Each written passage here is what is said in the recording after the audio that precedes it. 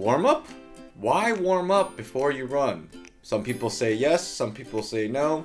You know, it's really out there, but you really should. We've got 5 exercises to prevent injury and increase performance.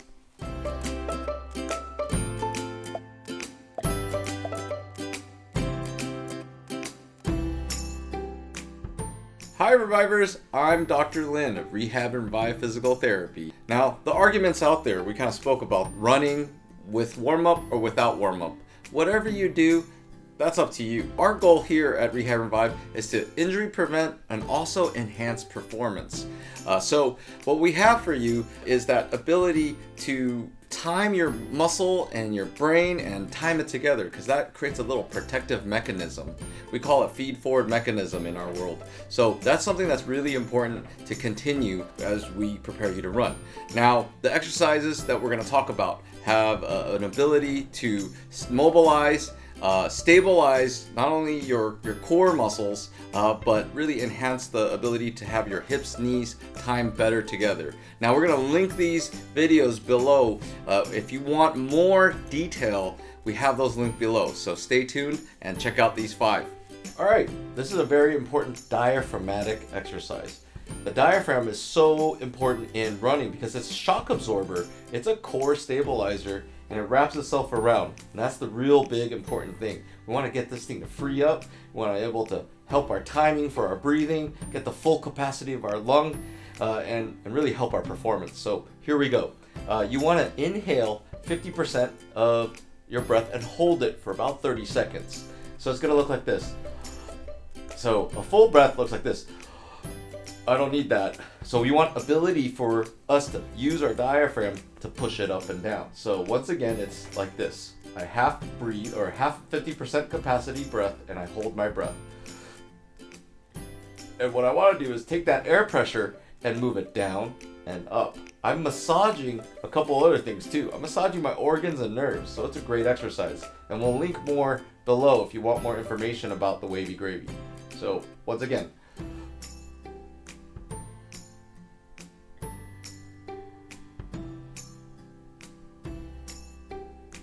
so the goal is to get through to your throat and get down to your bladder.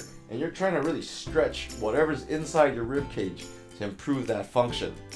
So this is one of the key exercises. Get your body tuned up and warmed up. All right, so we're gonna move to a hip stabilizing exercise. This is really important for the point of impact or push off.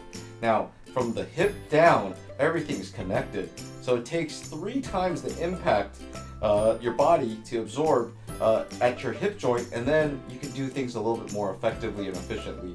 Now we know the hip is a ball and socket, and if you can get the right muscles, this hip and the glute, to really fire in, it will keep it more locked in, more stable, and then create a nice, easier, efficient stroke.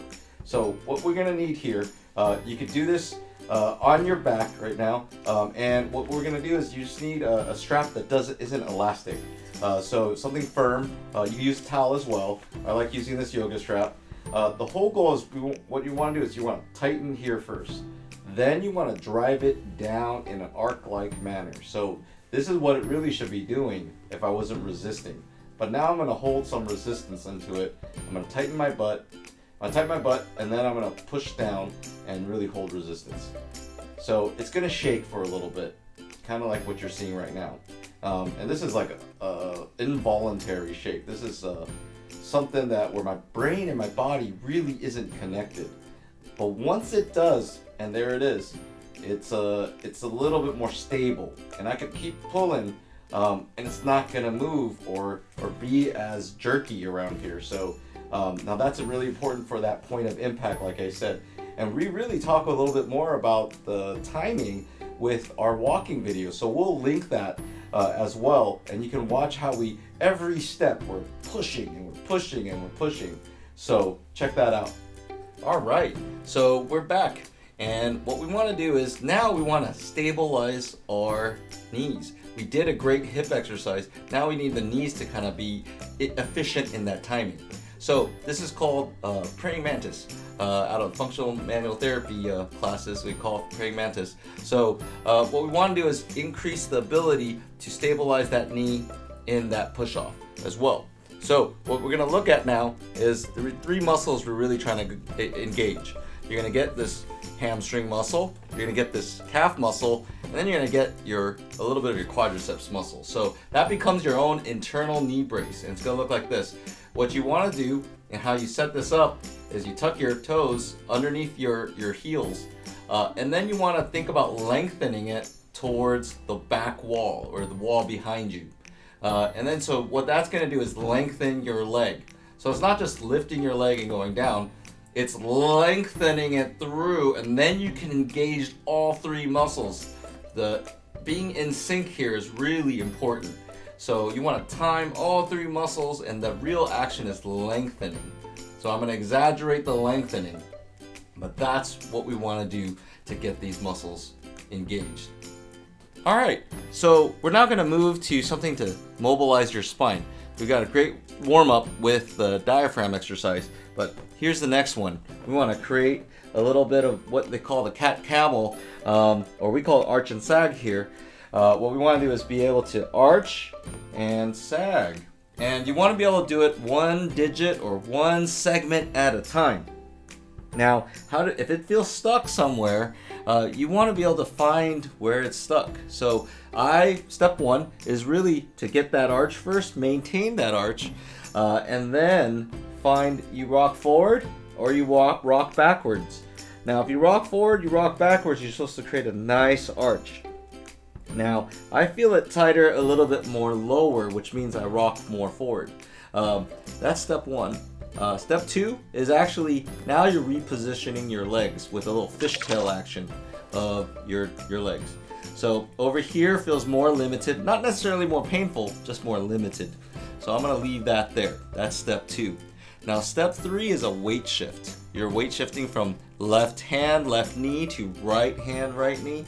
And we're just, yep, there it is. So now you're locking these all in place and using slight motion. Doesn't take a whole lot. You don't need a large excursion. It's just light and easy. Sometimes less is more. So that's the key here. And then once it frees up, boom, I can dip a little bit further. So we can recheck it if you want, or you can move to the exact opposite, and this helps that extension here. So you can go this way. And my extension is usually notoriously more limited. So it's over here where I'm a little bit stuck. So now I want to fishtail again. That's step two. Stuck this way. And then I'm going to weight shift, step three. So we want to break this into parts. And no one's really doing this type of thing where you're breaking it into parts. And there it goes. So I have a nice, more flexible spine that's going to help our running. So now we got our spine a little bit more flexible. What we want to do is now we want to keep it stable. So we have to work on the timing, that brain to body neuromuscular action. So this is the whole point, is to make it safe and stable. So we're going to get into this exercise. It's a multifidi exercise, and there's not many out there that I've seen, so we created it here. So check this out. It's called the lift off. So what you want to do is you want to be able to put all 4 points, your elbows and your knees, equally apart. And then what you're going to do, we'll use our left leg here. And what we want to do is you want to think about unweighting it in percentages. So you want to start with 10, 20, 30, 40, 50, and all the way up to about 100% when you're just hovering above the surface. What you don't want to do is you don't want to dip, you don't want to side bend, you don't want to lose that stability. And so that's the important key. And we're back. Now, if you want more details, we've linked those exercises individually with more detail in the description below. So check those out. We're also going to tie this into a little blog that Dr. Lou will help write for Rehab and Revive. He's also going to show in another video how he prepares with these specific exercises to help him run and lose weight. So check those out. Check with your healthcare professional that these are the safest and right exercise for you. I'm Dr. Lin. Remember to subscribe below if you like what we're doing, and leave us a like and any comments in the comment box below. Remember, we heal smarter, not harder.